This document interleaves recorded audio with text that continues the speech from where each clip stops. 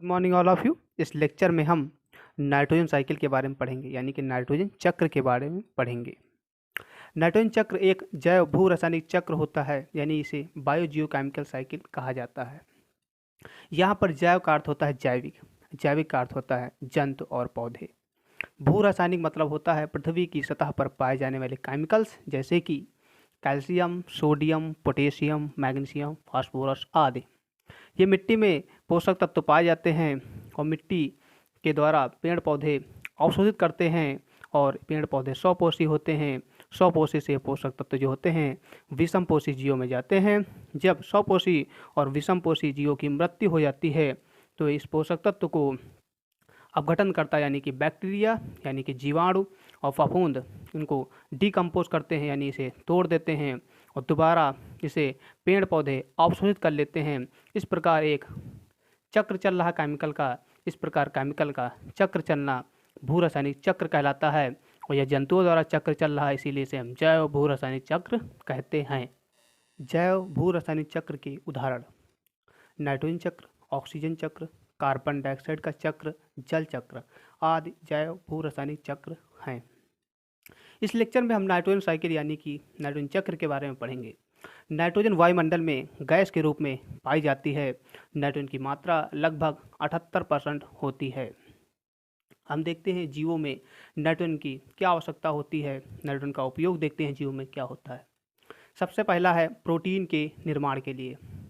हम जानते हैं कि प्रोटीन शरीर की वृद्धि और विकास के लिए जीवों के लिए बहुत ही महत्वपूर्ण होती है।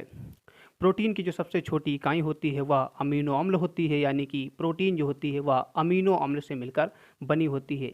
अमीनो अम्ल की संरचना में हम देखते हैं कि हमें नाइट्रोजन देखने को मिलता है, अर्थात प्रोटीन के निर्माण के लिए या अमीनो अम्ल के निर्माण के लिए नाइट्रोजन की मुख्य भूमिका होती है। दूसरा है क्लोरोफिल के निर्माण के लिए। क्लोरोफिल के निर्माण में नाइट्रोजन की मुख्य भूमिका होती है। हम जानते हैं कि क्लोरोफिल पत्तियों में पाया जाता है। क्लोरोफिल का मुख्य काम होता है सूर्य के प्रकाश को अवशोषित करना, प्रकाश संश्लेषण की प्रक्रिया में मुख्य भूमिका निभाता है। यह प्रकाश को पकड़ता है और भोजन का निर्माण करता है ग्लूकोज के रूप में। और यह भोजन जो होता है सभी जीवों की वृद्धि और विकास के लिए आवश्यक होता है, यानी कि यह ऊर्जा का मुख्य स्रोत होता है। यानी कि क्लोरोफिल के निर्माण में नाइट्रोजन की मुख्य भूमिका होती है। तीसरा है न्यूक्लिक अम्ल। न्यूक्लिक अम्ल यानी कि डीएनए और आरएनए। डीएनए का आनुवांशिक पदार्थ होता है जो कि एक पीढ़ी से दूसरी पीढ़ी में आनुवांशिक लक्षणों को पहुंचाता है। और दूसरा होता है आरएनए। आरएनए भी एक न्यूक्लिक अम्ल होता है। आरएनए प्रोटीन संश्लेषण में मुख्य भूमिका निभाता है, यानी डीएनए और आरएनए के निर्माण में नाइट्रोजन की मुख्य भूमिका होती है। तीसरा है विटामिन के निर्माण के लिए। हम जानते हैं कि शरीर की रक्षा करने के लिए विटामिन की प्रचुर मात्रा होना आवश्यक है। विटामिन हमारे शरीर को रक्षा प्रदान करती है। बाहर से आने वाले एंटीजन से लड़ने के कार्य विटामिन करती है, जैसे कि बैक्टीरिया और वायरस से विटामिन लड़ती है। तो विटामिन के निर्माण के लिए नाइट्रोजन की मुख्य भूमिका होती है। आदि को नाइट्रोजन की मुख्य भूमिका होती है। अर्थात हम कह सकते हैं कि नाइट्रोजन सभी जीवों के शरीर की वृद्धि और विकास के लिए आवश्यक होती है। यानी शरीर में नाइट्रोजन की मात्रा होनी चाहिए जीवों की वृद्धि और विकास के लिए। पेड़ पौधे स्वपोषी होते हैं, अर्थात ये अपना भोजन स्वयं बनाते हैं प्रकाश संश्लेषण की प्रक्रिया के द्वारा। पेड़ पौधे इस नाइट्रोजन को नाइट्रेट के रूप में ग्रहण करते हैं। यह डायरेक्ट रूप से इस नाइट्रोजन को नहीं ले सकते हैं। नाइट्रोजन वायुमंडल में गैस के रूप में पाई जाती है। यह अधिक भारी गैस होती है। गुरुत्वाकर्षण बल के कारण यह पृथ्वी की सतह के पास होती है, यानी कि पौधों के पत्तियों के पास होती है, परंतु पेड़ पौधे इसे नहीं ले सकते हैं, ग्रहण नहीं कर सकते हैं। जिस प्रकार आपके सामने यानी आपके गर्दन के सामने फल और रसगुल्ला अगर रख दिया जाए आपके मुंह के बजाय, तो आप इसे खा नहीं सकते हैं। ठीक इसी प्रकार पत्तियां इस नाइट्रोजन को नहीं ग्रहण कर सकती हैं, क्योंकि पेड़ पौधे जो होते हैं नाइट्रोजन को नाइट्रेट के रूप में मिट्टी से जड़ द्वारा अवशोषित करते हैं।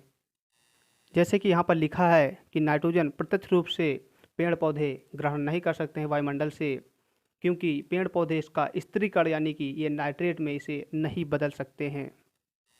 नाइट्रोजन के स्त्रीकरण में जीव जंतु मुख्य भूमिका निभाते हैं, जैसे कि सूक्ष्म जीव। सबसे पहला है जीवाणु। जीवाणु में है राइजोबियम। राइजोबियम एक सॉइल बॉर्न यानी कि मिट्टी में पाया जाने वाला जीवाणु होता है, जो कि नाइट्रोजन के फिक्सेशन में, नाइट्रोजन के स्त्रीकरण में मुख्य भूमिका निभाता है। यह राइजोबियम जीवाणु जो होता है दलहनी पौधे जैसे कि मटर आदि की जड़ों में पाया जाता है और नाइट्रोजन का स्थिरीकरण करता है, यानी कि नाइट्रोजन को अवशोषित करने वाले भाग में बदल देता है जिसे पेड़ पौधे आसानी से अवशोषित कर सके। दूसरा है नील हरित शैवाल। नील हरित शैवाल, इसे हम साइनोबैक्टीरिया के नाम से जानते हैं। यह एक एल्गी होती है, शैवाल होती है, जो कि नाइट्रोजन के फिक्सेशन में मुख्य भूमिका निभाती है। यह राइजोबियम और नील हरित शैवाल जो है दोनों सहजीवी जीव होते हैं, यानी कि नाइट्रोजन फिक्सेशन में मुख्य भूमिका निभाते हैं दो जीवों से मिलकर। राइजोबियम जो होता है एक सहजीवी जीवाणु होता है जो कि दलहनी पौधे से मटर से सहजीवी का रिश्ता रखता है। सहजीवी का अर्थ होता है दो जीव आपस में रिश्ता रखते हैं जिससे दोनों का फायदा होता है। जैसे कि राइजोबियम जो होता है वह नाइट्रोजन का फिक्सेशन करता है। राइजोबियम एक जीवाणु होता है जो कि नाइट्रोजन को पेड़ पौधे यानी कि मटर को प्रदान करता है। बदले में मटर का पौधा जो होता है स्वपोषी होता है, वो अपना भोजन बनाता है।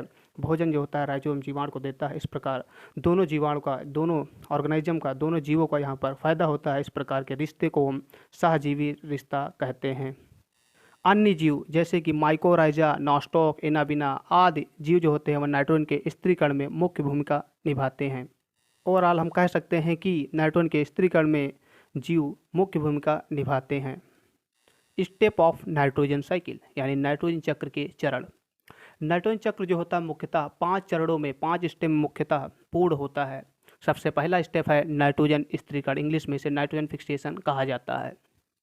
वायुमंडलीय नाइट्रोजन को अमोनिया या अमोनियम आयन में बदलने की प्रक्रिया को नाइट्रोजन स्थिरीकरण कहा जाता है। इस नाइट्रोजन का अमोनिया या अमोनियम आयन में बदलने के लिए राइजोबियम बैक्टीरिया की आवश्यकता होती है।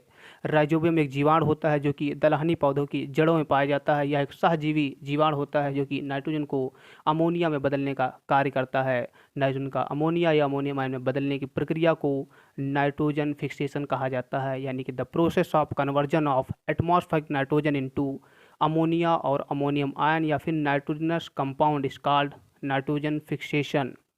दूसरा जो स्टेप होता है नाइट्रोजन स्थिरीकरण का, उसे कहते हैं नाइट्रीकरण या नाइट्रिफिकेशन कहा जाता है।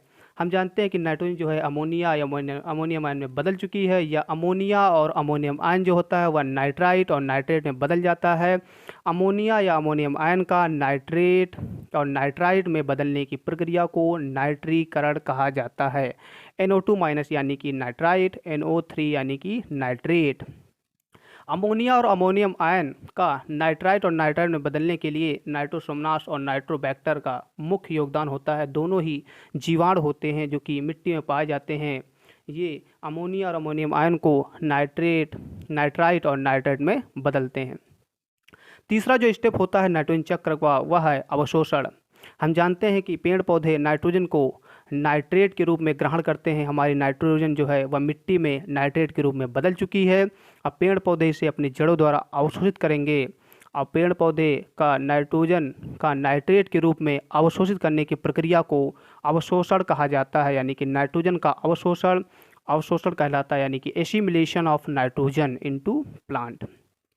चौथा जो स्टेप होता है नाइट्रोजन साइकिल का, नाइट्रोजन चक्र का, वह होता है अमोनीकरण।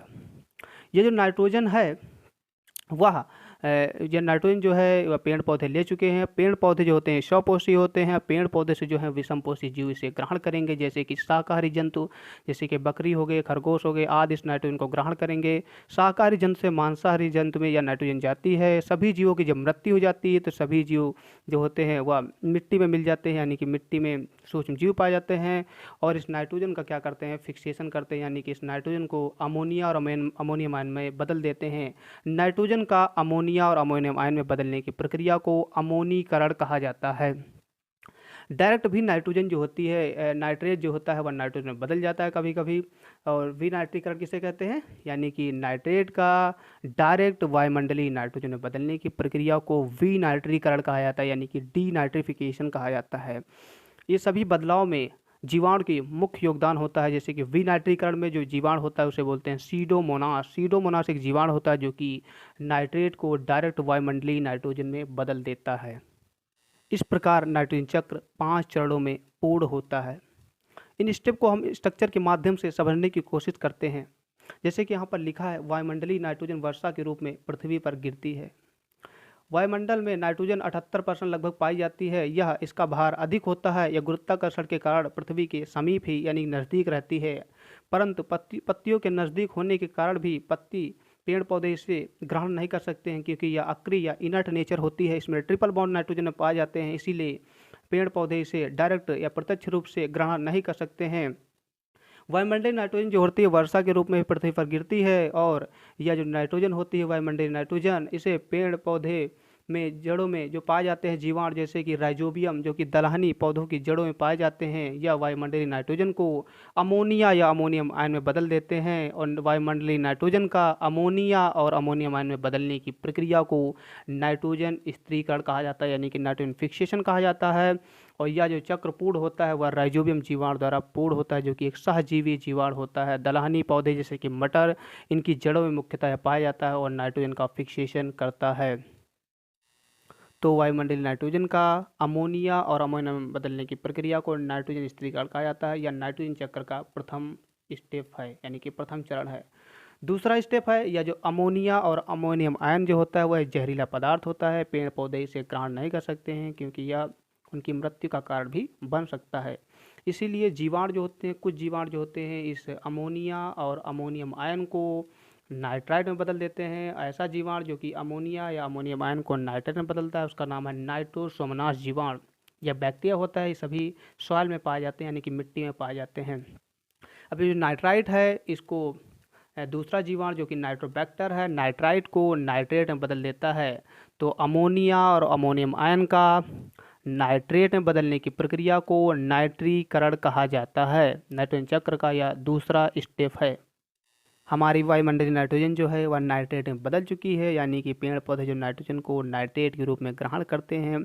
अब यह जो नाइट्रेट है इसे पेड़ पौधे अवशोषित करेंगे, अपनी जड़ों द्वारा अवशोषित करेंगे। नाइट्रेट का पेड़ पौधे द्वारा, पेड़ पौधे की जड़ों द्वारा अवशोषित करने की प्रक्रिया को अवशोषण कहा जाता है। इंग्लिश में इसे एसिमिलेशन कहा जाता है, यानी कि absorption of nitrogen by root of plant is called assimilation या फिर एब्जॉर्प्शन कहा जाता है। मंडलीय नाइट्रोजन जो है वह नाइट्रेट के रूप में बदल चुकी है, और यह नाइट्रेट जो होती है पेड़ पौधे की जड़ों द्वारा अवशोषित की जाती है और पौधे के प्रत्येक भागों में यह पहुंचती है, जैसे कि तना, पत्ती, बीज, फल आदि में यह नाइट्रोजन पहुंचती है। इन पत्ती, बीज और फल को जीव ग्रहण करते हैं, जैसे कि शाकाहारी जंतु पत्तियों को ग्रहण करते हैं, जैसे कि गोट यानी कि बकरी, काऊ यानी कि गाय, खरगोश आदि शाकाहारी जंतु इस नाइट्रोजन को ग्रहण करते हैं, और यह ऊर्जा के चक्र के द्वारा प्रत्येक जीव में पहुंचती है, यानी कि यह विषमपोषी में जाती है। शाकाहारी से मांसाहारी जंतु में जाती है, और मांसाहारी जंतु जैसे कि विषमपोषी यानी स्वपोषी से ओवरऑल विषमपोषी जीवों में यह नाइट्रोजन जाती है।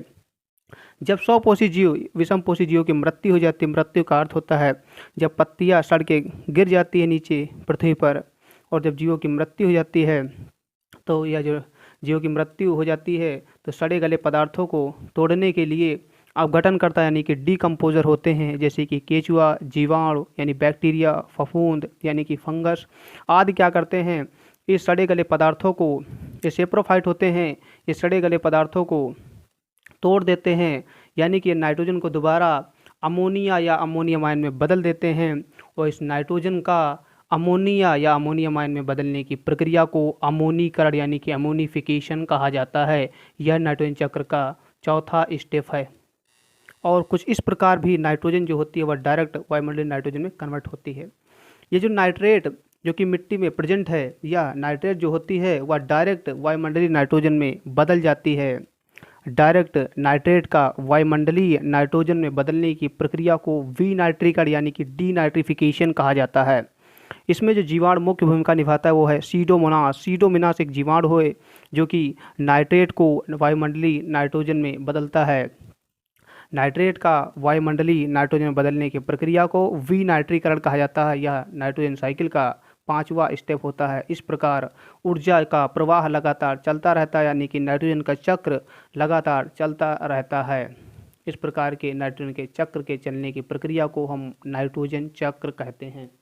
इस प्रकार हमने देखा कि ऊर्जा को ना ही उत्पन्न किया जा रहा है ना ही इसे नष्ट किया जा रहा है, इसका केवल एक चक्र चल रहा है, यानी कि एक रूप से या दूसरे रूप में बदल रही है। इस प्रकार ऊर्जा संरक्षण का नियम यहाँ पर होता है, यानी ऊर्जा का लगातार प्रवाह चलता है, यानी ऊर्जा जो है अमर है, अजर है, उसका लगातार चक्र चलता रहता है जीवों के बीच में। इस प्रकार नाइट्रोजन चक्र होता है वह 5 चरणों में पूर्ण होता है। पहला है वायुमंडलीय नाइट्रोजन का अमोनिया या अमोनियम आयन में बदलना, नाइट्रोजन स्थिरीकरण कहलाता है। दूसरा है अमोनिया या अमोनियम आयन का व नाइट्रेट में बदलने की प्रक्रिया को नाइट्रीकरण कहा जाता है। और तीसरा जो है नाइट्रेट का अवशोषण करना पेड़ पौधे की जड़ों द्वारा, वह अवशोषण कहलाता है। तीसरा जो है चौथा जो स्टेप है, इस नाइट्रेट को पेड़ पौधे ग्रहण करते हैं। पेड़ पौधे से ये जो होता है विषमपोषी जीवों में जाती है। जब सभी जीवों की मृत्यु हो जाती है तो जो सूक्ष्म जीव पाए जाते हैं अपघटनकर्ता यानी डिकम्पोजर, इसे दोबारा अमोनिया या अमोनियम में बदल देते हैं, जिसे अमोनीकरण कहा जाता है। और यह नाइट्रेट जो होती है डायरेक्ट वायुमंडलीय नाइट्रोजन में कन्वर्ट हो जाती है। और नाइट्रेट का डायरेक्ट वायुमंडलीय नाइट्रोजन में कन्वर्ट होने की प्रक्रिया को विनाइट्रीकरण कहा जाता है। इस प्रकार 5 चरणों में नाइट्रोजन चक्र पूर्ण होता है। यहाँ पर हम जैव भू रासायनिक चक्र के बारे में पढ़ेंगे, यानी कि बायो जियोकेमिकल साइकिल किसे कहा जाता है डिटेल में देखेंगे। जैव का अर्थ होता है जैविक यानी कि बायोटिक ऑर्गेनिज्म, जैसे कि जंतु और पौधे। हम जानते हैं कि जंतु और पौधे पृथ्वी पर पाए जाते हैं और उनका पृथ्वी से संबंध होता है, यानी कि जंतु और पौधे जो होते हैं पृथ्वी के ऊपर डिपेंड होते हैं, इंटर रिलेशन होता है उनका। और पृथ्वी जो होती है वह जंतु और पौधे से निर्भर रहती है। और भू और रासायनिक का अर्थ होता है पृथ्वी की सतह पर पाए जाने वाले रसायन को भू रसायन कहा जाता है, जैसे कि calcium, magnesium, potassium, sodium, phosphorus etcetera जो होते हैं पृथ्वी की सतह पर पाए जाते हैं। जो पोषक तत्व होते हैं, जो रसायन होते हैं, वह पौधों द्वारा यानी वनस्पति द्वारा अवशोषित किए जाते हैं। वनस्पति जो होती है वह स्वपोषी होती है और स्वपोषी जीव से विषमपोषी जीवों में यह नाइट्रोजन या पोषक तत्व जो होते हैं प्रवाहित होते हैं, जाते हैं। जब इन जीवों की मृत्यु हो जाती है तो ये सूक्ष्म जीव द्वारा क्या होते हैं, इनका डीकम्पोजर होता है, यानी कि इसे अवशोषित होने वाले भाग में या पोषक तत्व में बदला जाता है।